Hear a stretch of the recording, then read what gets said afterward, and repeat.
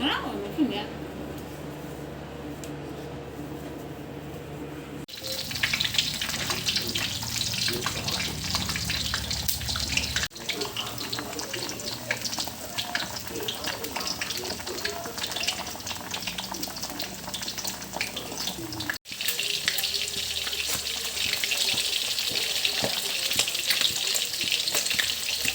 ꯃꯌꯥꯝ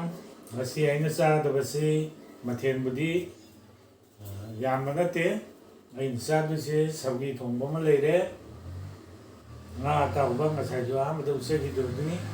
ꯑꯗꯨꯒꯤ ꯉꯥꯗꯨꯒꯤ ꯑꯇꯥꯎꯕ ꯇꯨꯡꯍꯟꯕꯤ ꯍꯥꯏꯕ ꯉꯥꯗꯨꯅꯤ ꯄꯥꯐꯣꯔꯒꯤ ꯃꯊꯦꯜ ꯑꯃ ꯍꯥꯞꯆꯔꯦ ꯀꯣꯅꯝꯒꯤꯗꯃꯛꯇ ꯀꯣꯕꯤꯒ ꯄꯦꯔꯨꯛꯀ ꯂꯩꯖꯔꯦ ꯌꯣꯡꯆꯥꯛ ꯆꯥꯅꯤ ꯑꯁꯣꯝꯗꯩꯁꯤꯅ ꯅꯍꯥꯟꯁꯨ ꯑꯍꯥꯟꯕꯗ ꯃꯌꯥꯝꯗ ꯎꯠꯆꯈꯤꯕꯗꯨꯅꯤ ꯚꯤꯗꯤꯑꯣ ꯌꯦꯡꯕ ꯀꯥꯡꯕꯨ ꯑꯣꯏꯔꯒꯗꯤ ꯈꯪꯉꯅꯤ ꯑꯩꯗꯤ ꯆꯥꯕ ꯍꯧꯖꯔꯒꯦ ꯑꯩ ꯆꯥꯕ ꯅꯨꯡꯉꯥꯏꯅꯕ ꯈꯤꯇꯪ ꯊꯨꯖꯔꯒꯦ ꯑꯩꯗꯤ ꯆꯥꯕ ꯍꯧꯔꯒꯦ ꯁꯧꯒ꯭ꯔꯤꯒꯤ ꯃꯊꯦꯜꯁꯦ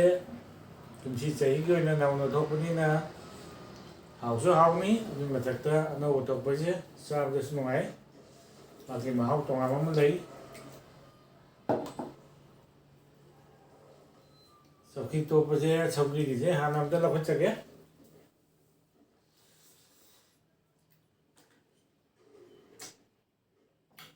ꯁꯤꯗ ꯌꯥꯝ ꯍꯥꯎꯋꯦ ꯌꯥꯝ ꯁꯤꯟꯕꯁꯨ ꯅꯠꯇꯕ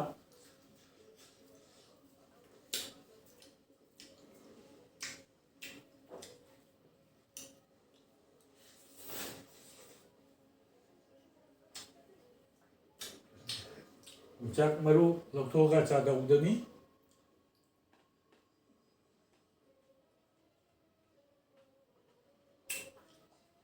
ꯍꯥꯎꯋꯦ ꯅꯪ ꯆꯍꯤ ꯀꯌꯥꯐꯛ ꯊꯝꯕ ꯌꯥꯕꯒꯤ ꯀꯟꯗꯤꯁꯟꯗ ꯁꯦꯝꯃꯕꯅꯤ ꯀꯅꯥꯒꯨꯝꯕꯅ ꯆꯥꯅꯤꯡꯕ ꯀꯨꯏꯅ ꯊꯝꯅꯤꯡꯕ ꯑꯣꯏꯔꯗꯤ ꯑꯩꯅ ꯁꯦꯝꯃꯤꯕ ꯃꯑꯣꯡꯁꯤꯗ ꯊꯝꯕꯤꯌꯨ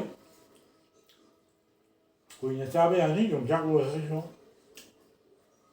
ꯆꯥꯅꯤꯡꯕ ꯀꯥꯟꯗ ꯂꯧꯊꯣꯛꯑ ꯑꯗꯨꯝ ꯆꯥꯕꯤꯕ ꯌꯥꯅꯤ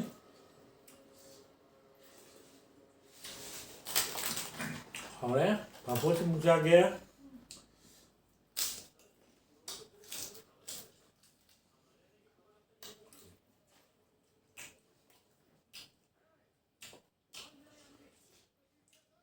ꯂꯩꯔꯤ ꯃꯁꯤꯒꯤꯁꯤꯗꯤ ꯏꯔꯣꯝꯕꯁꯤꯒ ꯑꯝꯇ ꯀꯣꯠꯀꯦ ꯄꯨꯂꯩ ꯌꯥꯎꯏ ꯑꯩꯒꯤꯁꯦ ꯌꯣꯡꯆꯥꯛꯇ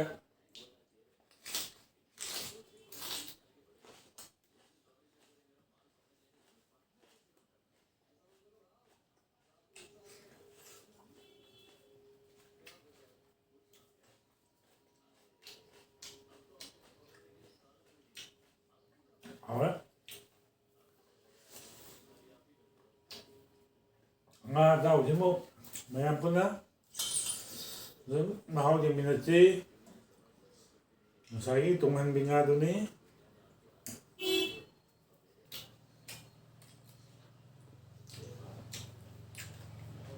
ꯍꯥꯎꯔꯦ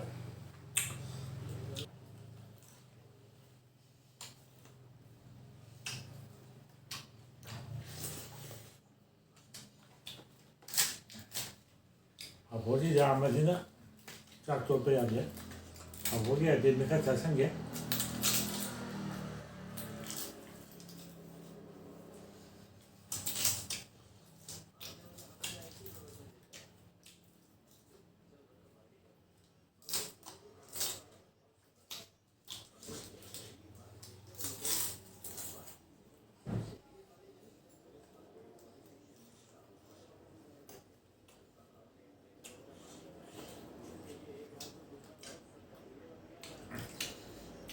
ꯃꯍꯤ ꯌꯥꯝ ꯇꯣꯠꯂꯤꯉꯩ ꯍꯥꯎꯔꯦ ꯃꯍꯤꯗꯨ ꯈꯔ ꯊꯛꯀꯦ ꯋꯥꯎ ꯌꯥꯏ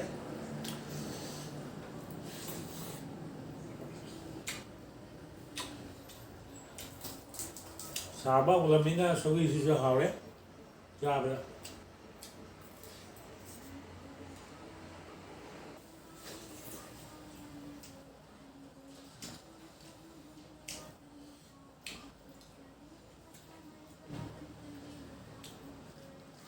Chắc bên than đi ra cái thứ hạt đấy anh sẽ bằng một cái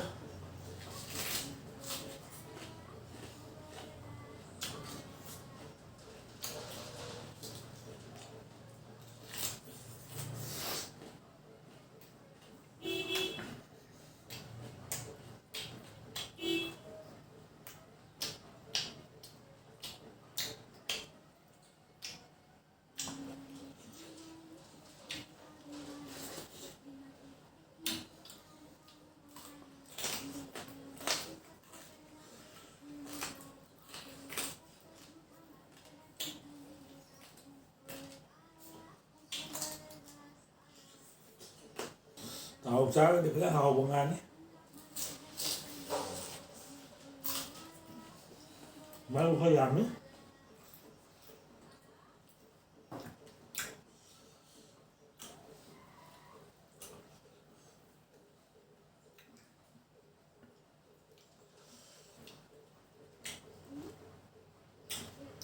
nó làm ấy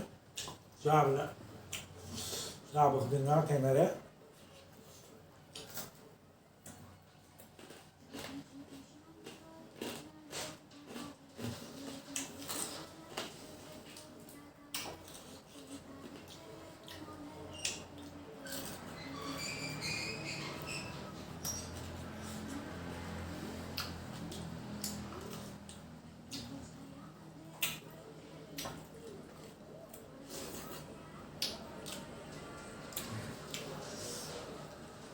làm tiếc đấy mà gì sống đi thông một thế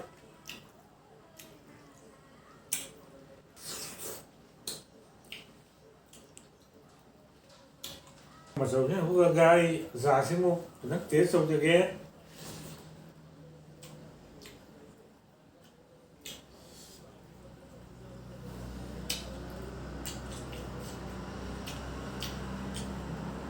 mà nhầm xin nào ấy rồi mà phải hấp vào cái tổ mình na sari mahal itu thôi á vì nó đấy nghe mahal hiện đấy đi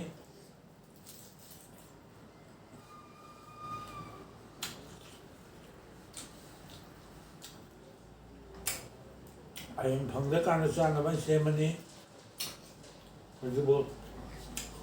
ai kia video nắm sẽ đã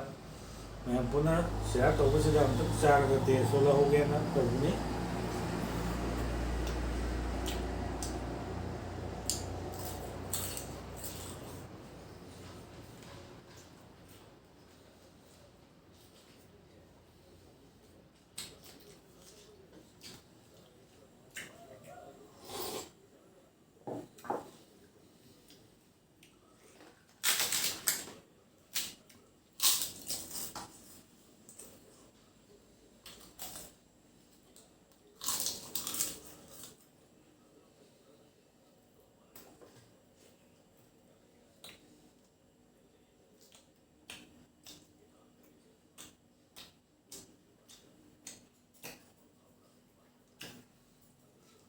anh cha bây giờ sẽ tốt đấy á trong cái thùng cha này nè sang gì mà không ốc rẽ là sẽ gì đóng tới đi mau hẹn bà cái rau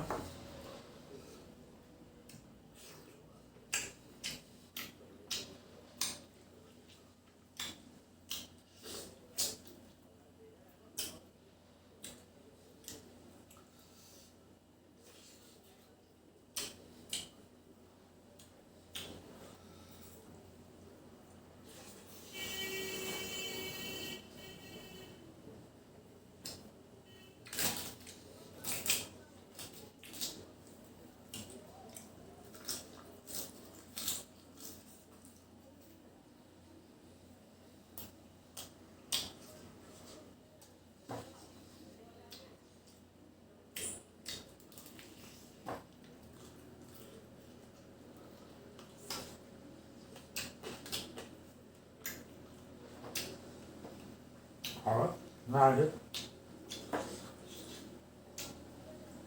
mà rồi vẫn tua ra kìa không mua hấp cái dầu rồi nhé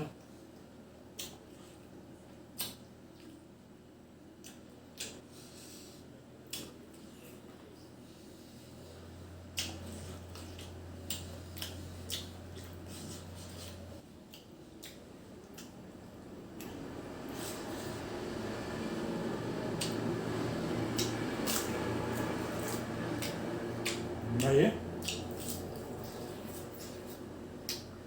mình ra thì vậy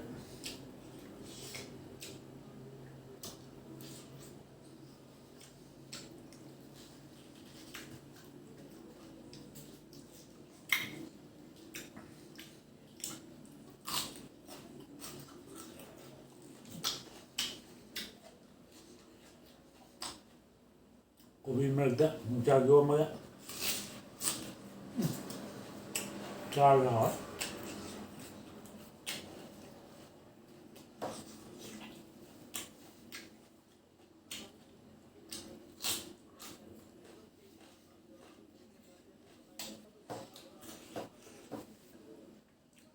벨스디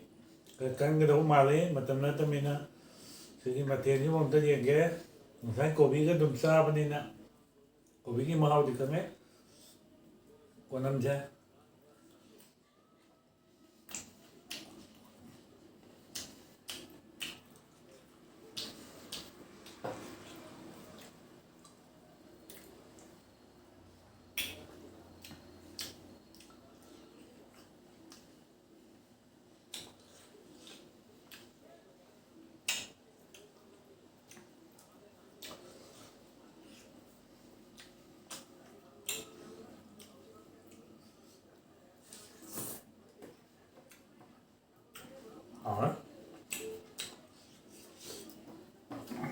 Quang mà thành lệ chứ quan tâm thay dân mà nó cái đó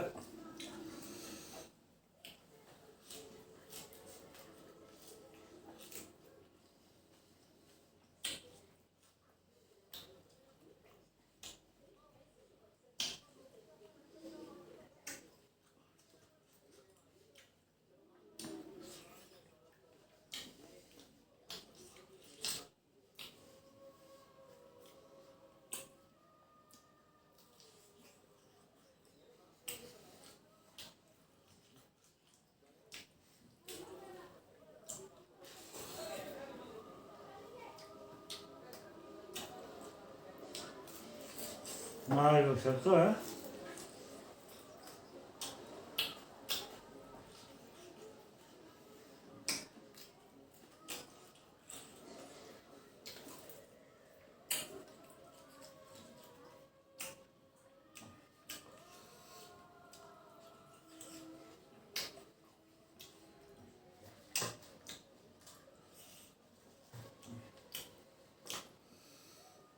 Pulei hapus am dekat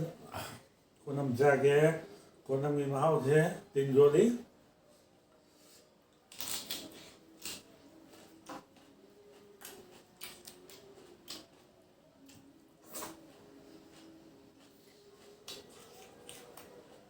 Chào chứ mà chuyện chứ,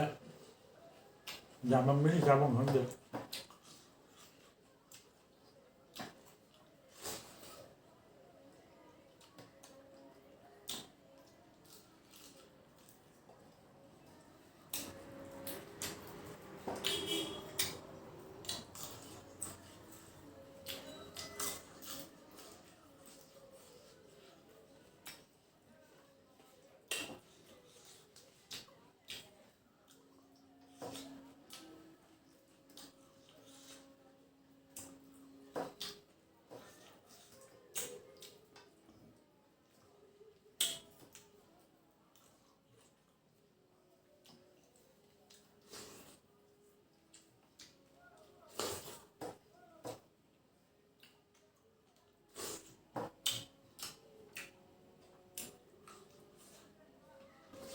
Rồi mình sẽ lên hộp ta đấy, ra rồi.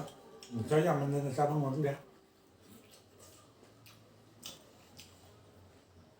Thì cái video chuẩn bị ba mẹ anh đây cái đó cũng đã cho cái cái video xem bộ chuẩn bị ba mẹ anh subscribe cho video aduga sa cái đó mà thêm hộp lấy cái đi xin mà thêm sa video hay là số mẹ anh đây na hay cái gì hay video mà tôi số hay sa cái thắc chắc cái mà share cái mẹ anh đó bye bye tạm biệt